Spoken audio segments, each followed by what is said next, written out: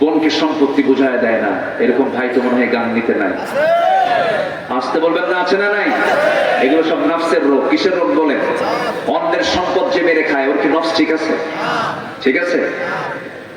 5ই August পরবর্তী যে সমস্ত ব্যক্তিরা এই পট পরিবর্তনের পর সে যে দলেরই হোক না কেন, সে যে চিন্তা চেতনারই হোক না কেন, অন্যের পুকুর, অন্যের সম্পত্তি যে জবরদখল করবে, সে মানুষ না, ফেরাউনের প্রেতাত্মারা তারা। যেটা অন্যায়, অন্যায়কে অন্যায় বলতেই হবে। কি বলেন? আমার নবীজি মক্কার বাসিন্দা ছিলেন, তিনি হিজরত করে মদিনায় গেছেন। মক্কা বিজয় হয় নাই? রাসূল কি কোনো কিছু দখল করেছিলেন?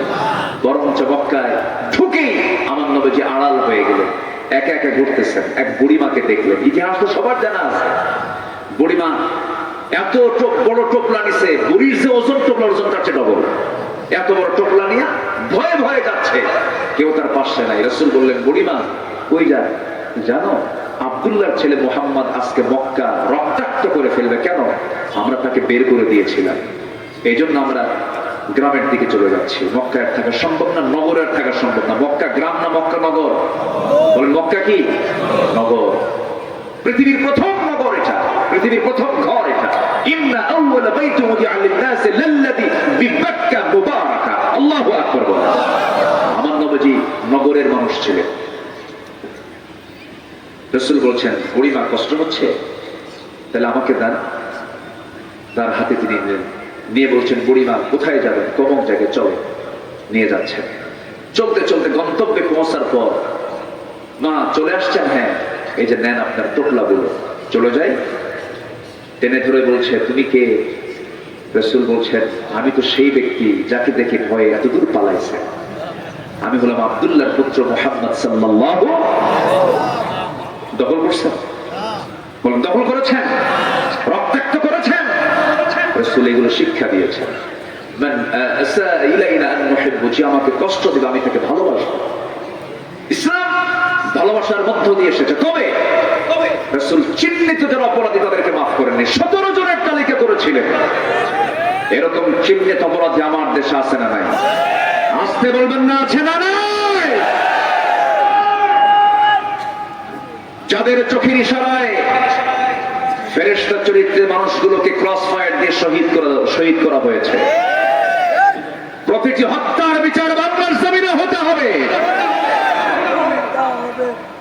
যদি দেশের উন্নয়ন দেখতে চাই আমরা, বিচার ব্যবস্থাকে সুনিশ্চিত করতে হবে। যে দেশের আদালত স্বাধীন, যে দেশের বিচারালয় স্বাধীন, যে দেশের সঠিক বিচার প্রতিষ্ঠা পায়, সেটাই হবে সবচাইতে আদর্শ একটা কল্যাণমূলক রাষ্ট্র, কল্যাণকর রাষ্ট্র। আমরা এমন রাষ্ট্র আমরা গড়তে চাই। জোরে বলি ইনশাআল্লাহ। আরো জোরে বলি ইনশাআল্লাহ।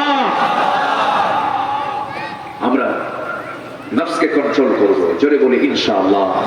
বোনকে সম্পত্তি দেয় না। আমাদের এই মঞ্চে বহু প্রশ্ন আসে মাদের ভিতর থেকে, হুজুর ভাই না হজ করছে, 3 বার ট্রিপল হাজি, জমি বুঝে দেয় না।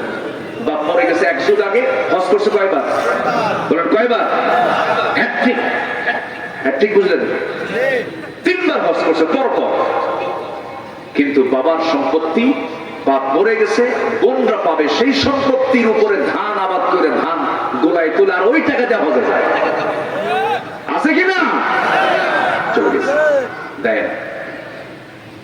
কথা বলা বন্ধ করে দেয়। বোনের সঙ্গে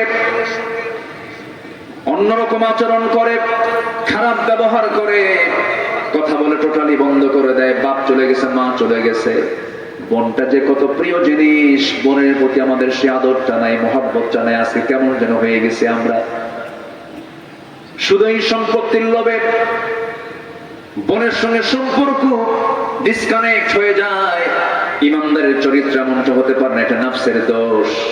বরং উচিত যেদিন বাপ মারা গেছে, বোনরা চলে আসছে, সেই দিনই বোনদেরকে বসে নিয়ে জানাজা কাফন দাফন হয়ে যাবে।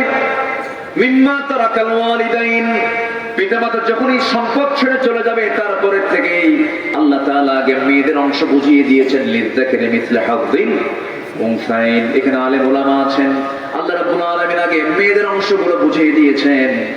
এবার করতে হবে কি, ভাইদের দায়িত্ব হলো বোনদেরকে ডাক দিয়ে বলতে হবে, এই যে তোমার অংশ, এই যে তোমার অংশ নিয়ে চলে যাও। তোমাদের অংশ আমাদের ভিতরে রাখা হারাম।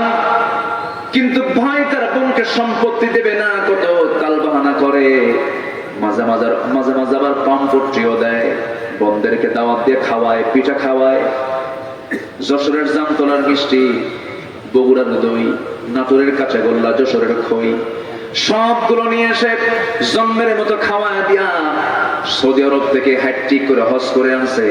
2 ভরি স্বর্ণের চেনটা নিয়ে এসে ওই বোনের গলায় ঝুলায়া দিয়া বলে, কোটি টাকার সম্পদ নেবার জন্য বলে, বোন একটা কথা বলি কি, বিয়ে তো হয়ে গেছে, সংসার হয়ে গেছে, আমি তোমার ভাই, তুমি আমার বোন, একটা কথা বলি, কি কথা বলবা ভাই বলো, অংশ নিলে ধ্বংস হয়। কত বড় বাটপার দেখে, অংশ নিলে কি হয়? এগুলো নফসের রোগ। এই রোগগুলো আমার আপনার হৃদয় থেকে ছেড়ে ফেলতে হবে। যার যা প্রাপ্য তাকে বুঝায় দিতে হবে।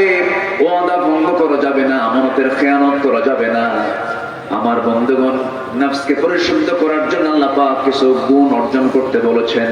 ইমানদারের গুণ হবে ওয়াদা ভঙ্গ না ওয়াদা রক্ষা, আমানত ভঙ্গ না আমানত রক্ষা। নামাজটা অনিয়মিত না নিয়মিত? বলেন, অনিয়মিত নিয়মিত। এরপরে যাকাতটা দিতে হবে ইচ্ছা মতো না আল্লাহর মতো? কারণ কার মতো? আল্লাহর মতো করে দিতে হবে। তাহলে আমার নফসের শুদ্ধতা চলে আসবে। নাম্বার 2 চলে গেল। নাম্বার 3 হলো, যেহেতু 1 রাত পেয়েছে, বেশি লম্বা করে বলার সুযোগ না, এখনো 13টা পড়ে আছে। আল্লাহ রাব্বুল আলামিন নাম্বার 3 বলছেন, আমার প্রিয়ত্ব যদি অর্জন করতে চাও, আমার প্রিয় যদি হতে চাও, আর একটা তোমার গুণ অর্জন করতে হবে, কল্যাণময় কর্ম করতে হবে, সবর অবলম্বন করতে হবে, ধৈর্যশীল হতে হবে। ধৈর্য হলো এমন একটা যোগ্যতার নাম, ধৈর্য এমন একটা গুণের নাম, যার মধ্যে ধৈর্য আছে সে নেতৃত্ব দিতে পারবে, যার মধ্যে ধৈর্য আছে সে ব্যবসা বাণিজ্য করতে পারবে, যার মধ্যে ধৈর্য আছে সে পরিবার গঠন করতে পারবে। বলুন তো, একটা প্রশ্ন করব, বিয়ে আগে না ধৈর্য আগে? ভালো করে বলেন, বিয়ে আগে না ধৈর্য আগে? ধৈর্য। আমাকে এক মহিলা ফোন দিয়ে বলে, হুজুর আমার স্বামী সকালেও তালাক দেয়, বিকেলেও তালাক দেয়, আমি কি আসি না নাই? স্বামী কি তালাক দেয়? সকালেও তালাক, বিকেলেও তালাক, আমি কি আসি না নাই? বলেন তো, কোন ধৈর্যশীল মানুষ কি এমন আচরণ করতে পারে? আসতে বলে, করতে পারে? এই তালাক শব্দটা যাদের মুখে ঘন ঘন আসে, আল্লাহ তাআলা তালাক নামে সূরা নাযিল করেছেন, বিয়ে নামে কোন সূরা নেই।